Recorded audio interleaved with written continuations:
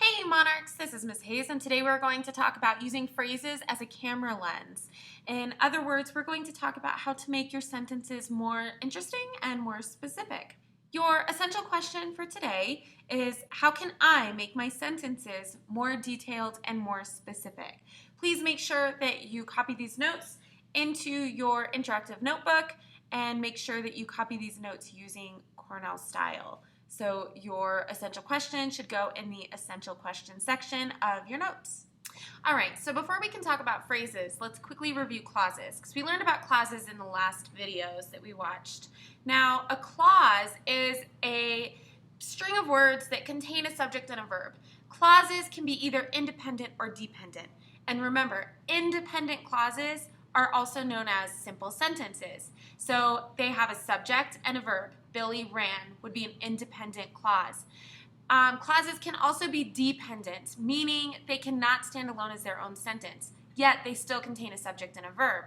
We make a clause dependent by adding one of those subordinating conjunctions that we talked about. And subordinating conjunctions are words like because, although, while, before. They make one clause less important than the other. Phrases are completely different from clauses because phrases do not have their own subject or verb. Phrases depend on the subject and the verb within the clause. So you can interrupt a clause to add a phrase to your sentence. So today we're going to talk about three types of zoom lens phrases. We are going to talk about appositive phrases, and these use nouns to zoom in on details. We're also going to talk about participial phrases, and these use verbs to zoom in on details. And then we're also going to talk about absolute phrases, which use both nouns and verbs to zoom in on details. And finally, we're going to talk about commas, because you have to use commas appropriately in order for your phrases to help your sentences. Otherwise, if you don't have commas, you're going to have run-on sentences like crazy, and we don't want that. Appositive phrases use nouns, nouns, and more nouns. They use nouns, they modify nouns, they have everything to do with nouns. So an appositive phrase is a word or a group of words that rename a noun in the same sentence, acting like a second noun. Before we can talk about appositive phrases, you need to know what nouns are. Remember, a noun is a person, place, thing, or idea. So let's look at some examples. Dash, a fast runner, helped save his family. Well, the main noun in this sentence would be dash. And then the appositive phrase kicks in when we say a fast runner, because we could take out a fast runner and dash helped save his family would still be a reasonable sentence. As you can see, I have highlighted all of the nouns in the sentences. These nouns are critical to the sentence. The sentence can't exist without them. But to make our sentences more detailed and more specific, I added appositive phrases to each one. So the appositive phrase is now in dark red. That appositive phrase gives more information about the noun in the sentence to help it be more detailed and more specific. However, the appositive phrase isn't necessary. We could take them out. So in the second example, Sally, a sweet girl, always forgets her homework. We could just say, Sally always forgets her homework.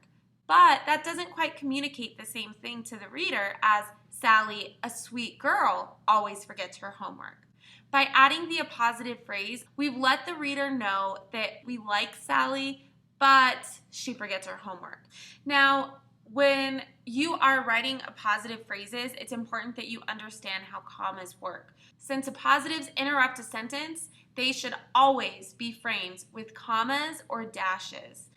If the appositive is at the end of a sentence, it will end with a period instead of a comma. So in the first three examples, you can see that we have our appositive in the middle of our sentence, and we have framed that appositive with commas. But notice how in the fourth example, my favorite teacher is Mr. Nye, the science teacher. We don't need any other information after the science teacher. If we wanted to, we could add more information, but it's still an appositive phrase, even though it ends the sentence, because we could end the sentence at Mr. Nye. Sometimes appositive phrases interrupt the sentence to add more information about the noun. So you should be able to remove the appositive phrase without changing the overall meaning of the sentence. So, for example, if we had the sentence, I was stretched out on my back, my paws dangling at my sides, thinking nothing more of the meal I'd just eaten and the chocolate I hoped still lay ahead, then we can still take out that appositive phrase and the sentence doesn't really change. I was stretched out on my back, thinking nothing more of the meal I'd just eaten and the chocolate I hoped still lay ahead. Here's another example. And she didn't want to sit next to Frank Pearl in class. Well, without that appositive phrase, we don't know why. We don't know that Frank Pearl eats paste in class. Next, we have participial phrases, and these have to do with verbs, both past and present. Specifically, a participial phrase is a phrase that begins with a past or present participle and modifies a sentence. That makes perfect sense, right? Plain English? Not so much. What the heck are past and present participles? Well, a past participle is a verb that is in past tense, and normally past participles end with ed or en. So we have worked, walked, stayed, shopped. Notice how these end with ed. But we also have words like chosen, broken, bitten. These end with en. And you can see that these take place in the past. They're past tense verbs, which is why that's called the past participle. But we also have irregular past participle verbs, and they don't end in ed or en. So, for example, if you could catch something, or maybe you caught something. Caught being the past tense of the word catch. Gone, rung, seen, slept, worn. These are all irregular past participles. Now, all you really have to remember is that a past participle is a past tense verb. We also have present participles, and present participles are verbs that take place in the present, currently, right now. So, right now, I am working. Working would be the present participle. Present participles are usually verbs that end with ing. So, working, singing, walking, staying, so on and so forth. Like appositive phrases, participial phrases can interrupt a sentence, so they are usually framed with commas. Like appositive phrases, you should be able to remove a participial phrase from a sentence completely without changing the overall meaning of the sentence, because again, these tend to interrupt the sentence. Unlike appositive phrases, participial phrases modify an entire sentence, not just one word in the sentence. Unlike appositive phrases, participial phrases can come at the beginning, in the middle, or at the end of a sentence.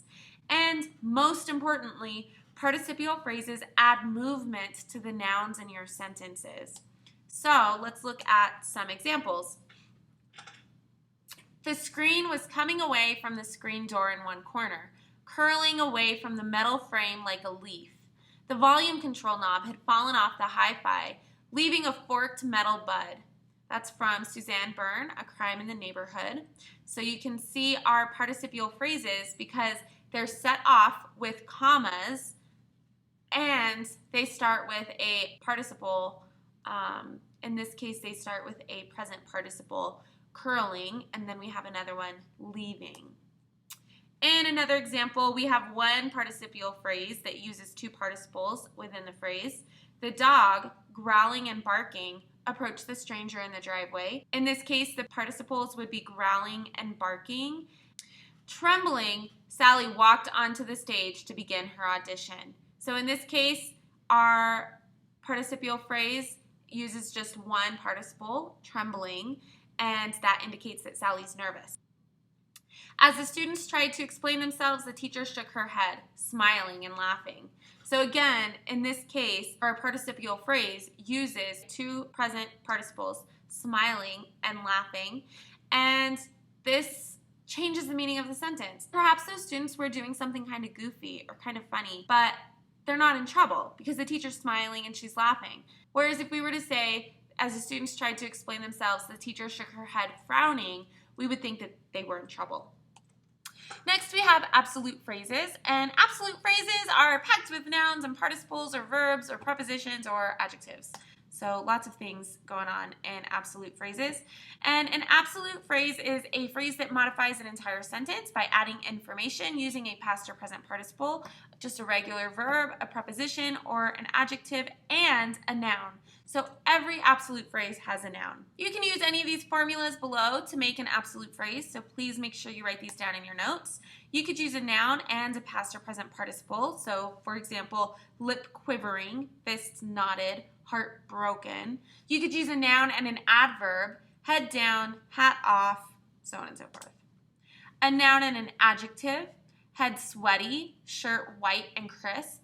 So sweaty would be our adjective, or the shirt being white and crisp. White and crisp would be our adjectives. A noun and a preposition, pen in hand. So our preposition in this case would be in because it's telling us the position of the pen. Or a possessive pronoun plus a noun plus any of the above variations. So his would be a possessive pronoun. Please make sure that you have all of these in your notes so you know how to make absolute phrases. Or if you come across an absolute phrase in your reading and you're asked to identify one, you can make sure that it actually fits. If you don't already have these in your notes, you may want to put them in your notes now. So writing absolute phrases using nouns and participles is the best way to zoom in on the movement in a sentence. So if we look at this image here, we have a bicyclist and it looks like he's winning, right? He has his hands thrown into the air. And then we also have a bunch of bicyclists behind them. They're clearly racing because we have some people in the stands. So how can you zoom in on the movement of these sentences? Well, you need to use absolute phrases. So one thing you could try is coming up with nouns that you see in a picture or nouns that you would like to describe, and then adding ing verbs. So in this case, we could say pedals spinning. Pedals spinning would be an absolute phrase. Or pedals pumping, pedals turning. So in this case, we're zooming in on their feet and on the movement of their feet as they are racing towards the finish line. But we could also focus on the different athletes by zooming in on their faces. So we could say face grunting, face shining. In this case, face shining might zoom in on the dude in the center, the guy who clearly is winning. We could focus on his muscles, muscles bulging, right? So all of those are absolute phrases, and they zoom in on very specific details, and they can really add movement to our sentence. Now that you know what the different types of phrases are, you need to know how to use them appropriately in your sentences. Because if you just throw these phrases in your sentences willy-nilly without purpose, then you are going to have run-on sentences galore. And so you need to use commas to keep your sentences from running on and on and on and on and on. And you get the picture. So commas assist with zooming in on specific details because they force the reader to pause and refocus on the details within your phrases. So don't forget the comma rules when you are working with phrases. Whether your phrase is an opener, interrupter, or a closer, it should always be framed with commas. So let's look at this example. So this sentence has the opening phrase, tired and distressed. And so because this phrase is beginning the sentence, it still needs to have a comma at the end of the phrase. So tired and distressed, the screen was coming away from the screen door. We also have interrupters, and interrupters are phrases that sit in the middle of your sentence. And so these ones need commas both at the beginning and at the end because they're interrupting. Remember how we talked about this with appositive phrases. So tired and distressed, the screen was coming away from the screen door in one corner, curling away from the metal frame like a leaf, and the volume control knob had fallen off the hi-fi. So in this case, our interrupter has a comma before and a comma after to set it off from the rest of the sentence. Then we also have closers, and closers, like openers, go at the end, and they only need one comma. The comma, in this case, goes at the beginning of the phrase in order to set it off from the rest of the sentence. So we have the volume control knob had fallen off the hi-fi, leaving a forked metal bud. But what would happen if we didn't use any commas? How would this sentence read? Tired and distressed, the screen was coming away from the screen door in one corner, curling away from the metal frame like a leaf, and the volume control knob had fallen off the hi-fi, leaving a forked metal bud.